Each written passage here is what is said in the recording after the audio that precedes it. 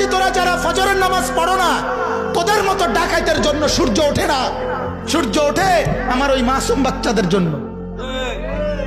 ওরা ফজরের আগে ওঠে, ওরা মালিককে দোয়া করে, মালিক তোমার রাত ভোর করে দাও। কোন পাপী আর নাফরমানের কারণে সূর্য ওঠে না।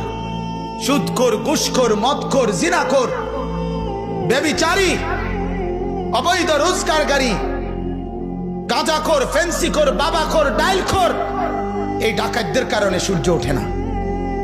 এদের কারণে চাঁদ ওঠে না। বাপ, আকাশ আর জমিন চলতেছে, সাগরের ঢেউ, নদীর জোয়ার ভাটা চলতেছে, আল্লাহর কসম, আল্লাহর নেক বান্দাদের চোখের পানির বরকতে, আল্লাহর প্রিয় বান্দাদের কোরআন পড়ার বরকতে। নাই তো আরো আগে তসনস হয়ে যেত, তসনস হয়ে যেত।